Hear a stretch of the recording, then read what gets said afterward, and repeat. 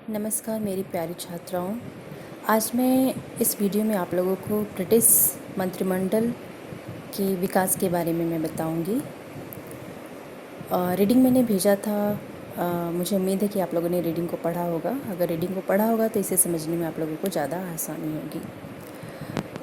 तो मंत्रिमंडल का विकास समझते हैं क्या कैसे हुआ।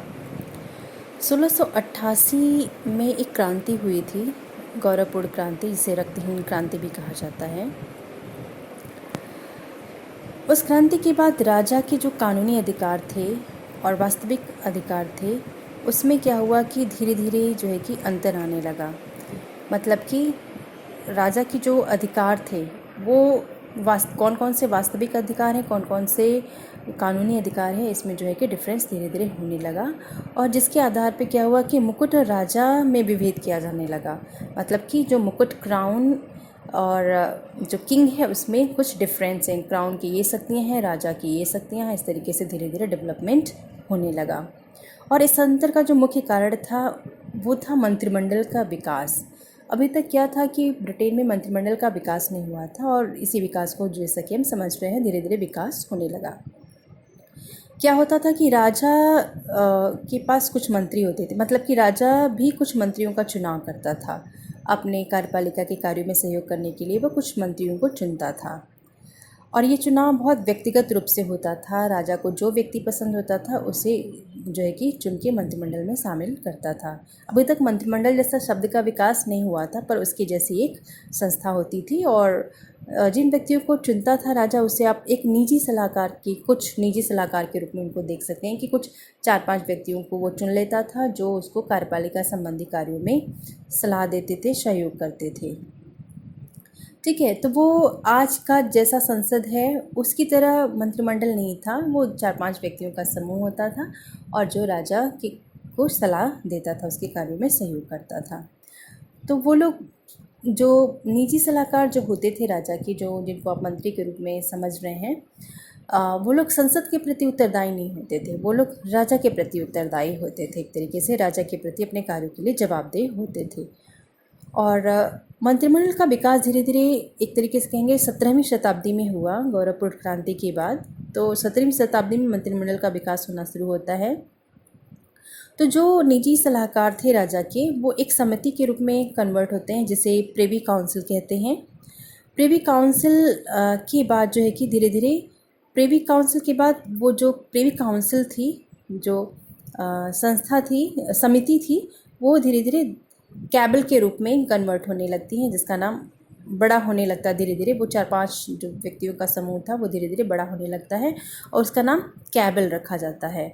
और इसी कैबिल से धीरे धीरे कैबिनेट का विकास होता है। कैबिल से कैबिनेट का विकास होता है। तो सबसे पहले क्या है, प्रिवी काउंसिल, उसके बाद कैबिल, उसके बाद फिर कैबिनेट का विकास हो जाता है।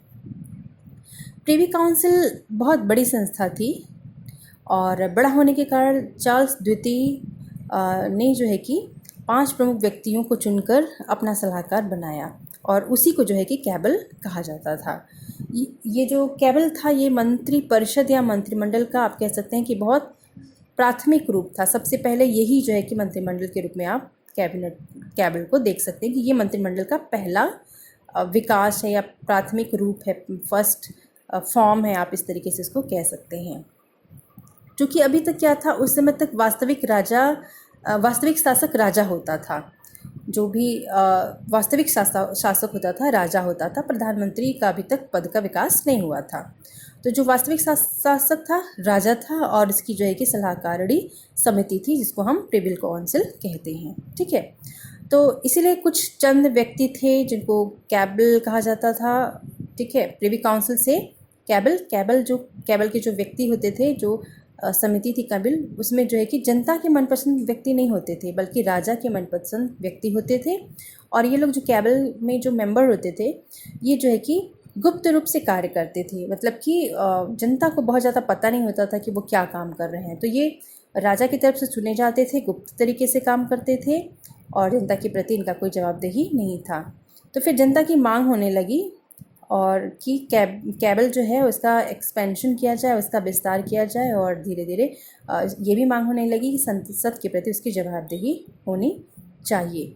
तो धीरे धीरे 1688 की जो गौरवपूर्ण क्रांति हुई थी उसके बाद जो है कि संसद की सर्वोच्चता के सिद्धांत का जो है कि विकास ब्रिटेन में होने लगा और संसद की सर्वोच्चता को मान्यता दी जाने लगी।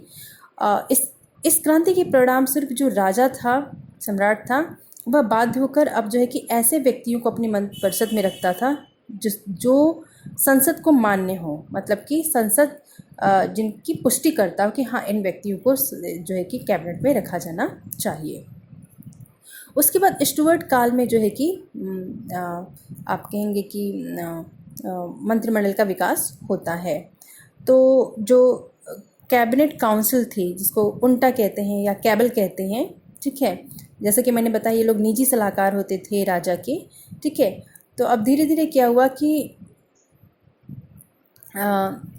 1673 ईस्वी में एक मंत्री थे डैनबी के विरुद्ध महाभियोग का प्रस्ताव लाया गया था और डैनबी ने अपने आप को निर्दोष सिद्ध करने के लिए क्या जवाब दिया, जो भी कार्य उन्होंने किया था उसके विरुद्ध महाभियोग का आरोप लगाया गया। जब महाभियोग लाया गया उनके प्रति तो उन्होंने क्या कहा कि जो भी कार्य वो किए हैं उन कार्यों के लिए जो है कि वो जिम्मेदार नहीं है, बल्कि जो है कि ये सारे कार्य वो जो है कि राजा के कहने पर किए हैं। तो ये जो है कि वो इस तरीके से वो अपनी जवाबदेही से भाग रहा था कि मैंने जो काम किया है ये मैंने राजा के कहने पे किया है।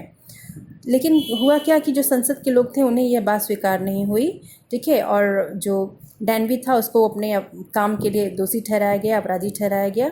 तब से ही ब्रिटेन में यह परंपरा स्थापित हो गई कि राजा जो कुछ भी कार्य करेगा या मंत्री जो भी राजा के लिए कार्य करेंगे, राजा के कार्यों के लिए मंत्री ही उत्तरदायी होंगे, राजा उत्तरदायी नहीं होंगे। इसमें क्या हुआ कि जो मंत्री, जो सलाहकार थे राजा के, वो लोग कुछ भी मनमाने काम कर लेते थे, फिर उसके बाद एक तरीके से कहेंगे कि अपने उत्तरदायित्व से पल्ला झाड़ने लगते थे।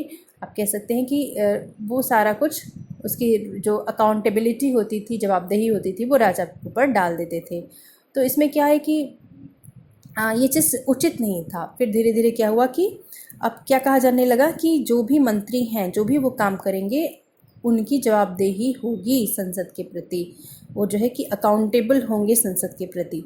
फिर क्या हुआ कि यह उत्तरदायित्व कानूनी और व्यक्तिगत था। उसके पहले क्या था, कानूनी और व्यक्तिगत था। जब राजा के प्रति वो संसद के प्रति जवाबदेही होंगे तो कानूनी और व्यक्तिगत जवाबदेही था, ये सामूहिक जवाबदेही नहीं था, ठीक है, क्योंकि एक मंत्री ने कुछ गलत काम किया वो उसके लिए सामूहिक रूप से जवाबदेही नहीं होगा उसकी, मतलब पूरा मंत्रिमंडल नहीं जाएगा।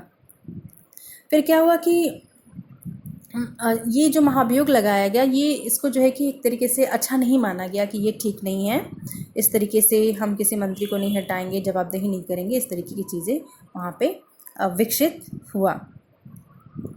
उसके बाद क्या हुआ कि